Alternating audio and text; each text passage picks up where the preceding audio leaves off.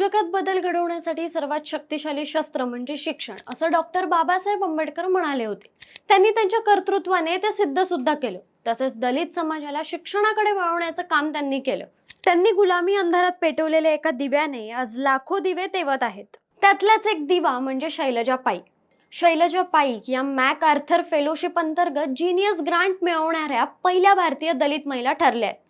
Genius grant अंतर्गत त्यांना त्यांच्या अभ्यासासाठी जवळजवळ 6 कोटी रुपये दिले जाणार आहेत.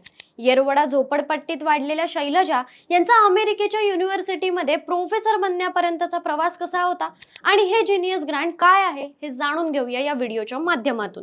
नमस्कार, तुम्ही पाहताय माहितीपूर्ण व्हिडिओज पाहण्याची तुमच्या हक्काची जागा म्हणजे आपलं गाजावाजा.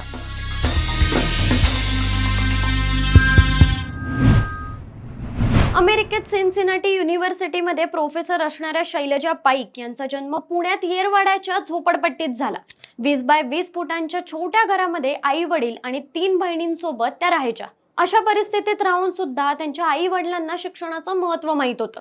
म्हणूनच त्यांचे वडील देवराम पाईक हे दिवसा वेटर, रेस्टॉरंट क्लीनर म्हणून काम करायचे आणि रात्री भरणाऱ्या शाळेत जाऊन शिक्षण घ्यायचे. असं करत त्यांनी ॲग्रिकल्चरल सायन्समध्ये डिग्री मिळवली. डिग्री मिळवणारे ते त्यांच्या गावातले पहिले व्यक्ती होते. शैलजा पाईक हे अशा परिसरात राहत होत्या जिथे नियमित पाण्याची आणि शौचालयाची सुद्धा सोय नव्हती. कचरा आणि घाणीने वेढलेल्या परिसरात राहून त्यांनी शिक्षणाची खडतर वाट पार केली. डुकरांचा सहज वावर असणाऱ्या परिसरातल्या आठवणी आजही अंगावर काटा आणतात असं त्या म्हणतात. स्वयंपाकासाठी व स्वच्छतेसारख्या मूलभूत कामांसाठी लागणारं पाणी आणण्यासाठी वस्तीतील सार्वजनिक नळाचं पाणी हाच एक आधार होता. तेव्हा या पाण्यासाठी मोठी रांग पार करून हंडे आणावे लागायचे. असं संघर्षमय जीवन असूनही वडील देवराम आणि आई सरिता यांनी लेकींचं भविष्य उज्ज्वल व्हावं म्हणून इंग्रजी माध्यमातील शिक्षणासाठी शक्य तितकं अनुकूल वातावरण निर्माण करून दिलं. या हालाकीच्या परिस्थितीतून बाहेर पडण्याचा एकमेव पर्याय म्हणजे शिक्षण आणि रोजगार हे शैलजा यांना ठाऊक होतं आणि त्यांनी उच्च शिक्षण घेऊन त्या परिस्थितीवर मात सुद्धा केली. 1996 मध्ये शैलजा यांना सावित्रीबाई फुले पुणे विद्यापीठात शिष्यवृत्ती मिळाली, जिथे त्यांनी इतिहासात बॅचलर आणि मास्टर डिग्री मिळवली. सुरुवातीच्या काळात त्यांचं IAS अधिकारी बनण्याचं स्वप्न होतं. नंतर फोर्ड फाउंडेशनच्या शिष्यवृत्तीच्या सहाय्याने त्यांनी UKच्या वॉरविक विद्यापीठात PhD पूर्ण केली आणि आता सिन्सिनाटी विद्यापीठात त्या इतिहास शिकवतात. झोपडपट्टी ते मॅक आर्थर फेलोशिप हा प्रवासच असामान्य आहे. जीनियस ग्रँट ही फेलोशिप सृजनशील कलाकार, विद्वान आणि संशोधकांना दर 5 वर्षांनी दिली जाणारी फेलोशिप आहे, ज्या अंतर्गत वेगवेगळ्या क्षेत्रात महत्त्वपूर्ण कामगिरी करणाऱ्या व्यक्तींना 6 ते 7 कोटी रुपये दिले जातात.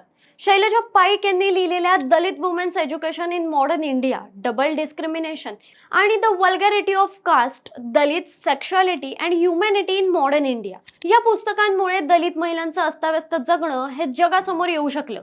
या दलित महिलांचा इतिहास नीटसा कोणी लिहिलेलाच नाही, त्यामुळे त्यांनी हे काम करण्याचा निर्णय घेतला. दक्षिण आशिया तसेच त्या पलीकडच्या दलित आणि दलितेतर अशा सर्वांचा जाती अंताचा लढा या फेलोशिपमुळे अधिक बळकट होईल असं त्या म्हणाल्या आहेत.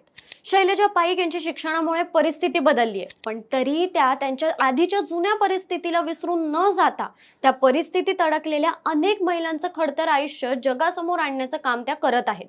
मानवी संघर्ष हा कधीच न संपणारा आहे, पण तो संघर्ष शैलजा यांच्या प्रवासासारखा अर्थपूर्ण असला पाहिजे. अशाच नवनवीन गोष्टी जाणून घेण्यासाठी गाजावाजाला लाईक, शेअर, फॉलो आणि सबस्क्राईब करायला विसरू नका.